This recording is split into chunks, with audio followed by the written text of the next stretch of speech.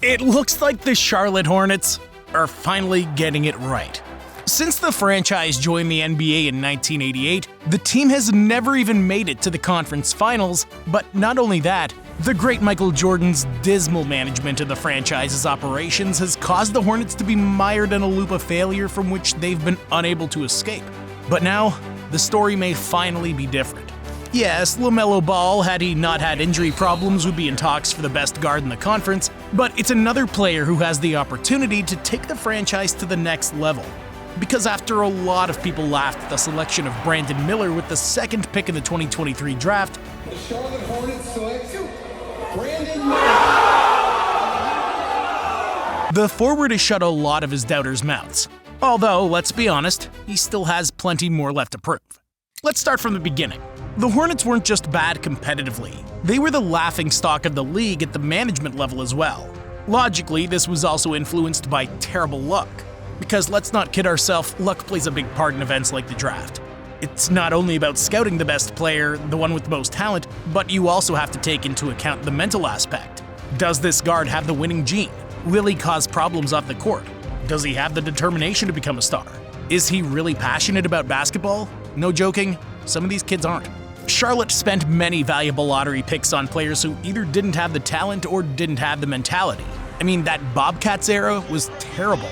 Adam Morrison all the way back in 2006, Michael Kidd-Gilchrist in 2012, Cody Zeller in 2013, Noah Vonleh in 2014, Frank Kaminsky in 2015. There was no way they were going to find a generational player. But just when they looked like they had done it with LaMelo, the Hornets started having other problems. The guard himself caused an incident when he ran over an 11-year-old boy outside an event. Kai Jones's shenanigans on social media showed that the franchise didn't have it all under control.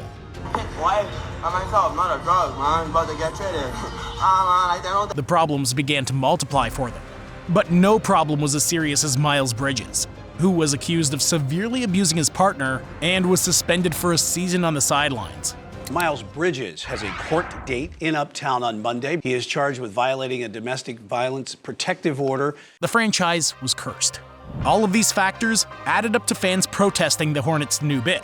Because when Charlotte, which was newly acquired by Rick Schnall and Gabe Plotkin, selected Brandon Miller over supposed generational guard Scoot Henderson, people didn't take it well. However, time has proven them right. Let's be real. Brandon Miller had proved to be a stud since he played at Cane Ridge High School in Tennessee. His averages of 23.3 points, 8 rebounds, 4.3 assists, 2.6 blocks, and 2.3 steals per game in his junior year promised a versatile and differential player at the next level. Not only that, but they promised a winning player who was able to lead his high school to the state championship trophy. Of course, Brandon was recruited as one of the top prospects in his class. He was considered a top 20 prospect by all agencies, and ESPN even ranked him 9th overall in the 2022 draft. So when Alabama secured his presence during his freshman year, they knew they had secured one of the best prospects in the world. But no one expected that his importance to the Crimson's success would be so great. Alabama posted a record of 31 wins and 6 losses led by Brandon Miller, who led the entire SEC conference in scoring during his freshman year. The wing posted an incredible average of 18.8 points and 8.2 rebounds per game, with a true shooting percentage of 58%. If the kid had been able to move up a level and keep scoring, then who would think he wouldn't be able to do it in the NBA? Well, the answer is a lot of people. It wasn't just an expert, nor were there two. There were many who doubted Brandon's adaptability in the NBA. As I said, Hornets fans complained a lot when the new management decided to pass on Scoot Henderson to draft Brandon.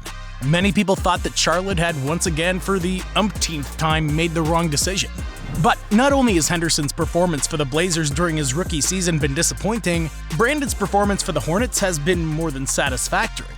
Coaches and scouts always talk about how to translate skills to the next level. They talk about this process taking years. That adjustment period both in Division I and in the NBA is practically inevitable. But Brandon doesn't seem to need it, or rather he seems to need weeks instead of years. His start to the season was good. Through the first 32 games of his career through mid-December 2023, Brandon averaged 13.9 points, 3.7 rebounds, and 2.2 assists on 41% shooting from the field. Comparisons to his idol Paul George even seemed to fall short, as the former Pacers forward came into the league as a much more raw prospect on offense. But Miller appeared to be ready. Everyone expected that in a few years he would prove that the Hornets' pick had been justified. But like I said, he didn't need years, he needed weeks. During the second half of his rookie season, Miller increased his averages to 19.8 points, 4.7 rebounds, and 2.5 assists per game, with a more than decent 45% shooting percentage from the field and 37% from three-point range. His progress during his rookie season made the usual rookie wall a myth. Like all great talents who show immediate impact, Brandon proved that he was the player Charlotte needed to break out of mediocrity. Voters recognized him as the third best rookie from one of the best rookie classes in history, behind only Chet Holmgren and Victor Wembanyama. Of course, he was chosen in the all-rookie first team with the two Giants and Jaime Jaquez and Brandon Pajemski. But as I always say, this is the worst version of Brandon Miller we're going to see through his career. Or at least it is in 99% of the cases, except for Michael Carter-Williams.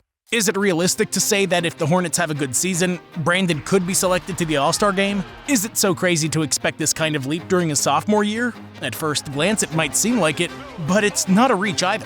Paolo Banchero's precedent with the Orlando Magic is very recent. His first year served to prove that he would have no problem adapting to the NBA. His second year served to prove that he was capable of turning Orlando into a winning team. The Hornets have been looking for this breakout season for years. They've been waiting for that turning point where they can enjoy a few seasons in the East's elite, and it didn't ever seem to be coming. They always seem to be one season away from being one season away. However, now they have something they need. I'm talking about the talent to make it happen. Yeah, I know everyone's entitled to say that Miles Bridges is a person with questionable ethics, to say the least, and that what he allegedly did is inexcusable. But the truth is that his charges were dropped. What's also true is that he's an excellent basketball player. So is Mark Williams, the center who's already proven to be a modern defensive anchor and a true lob threat.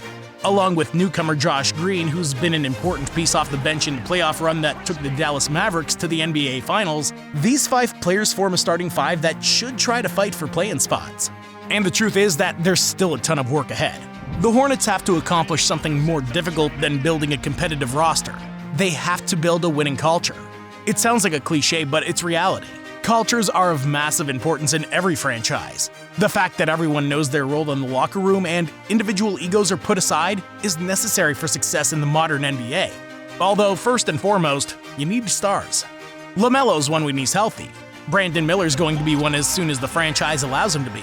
This duo of players is one of the most potentially talented in the entire NBA. 2 players who have proven to be capable of pulling a very young team that requires maturity to compete in a league that's getting tougher every day. But just as Brandon needs a floor general that'll allow him to get his all-star looks, LaMelo needs another player to carry the load offensively for one of the teams that's likely to have a breakout season this season. Are they ready as a team? I don't know. But I'm sure Brandon, as a player, is.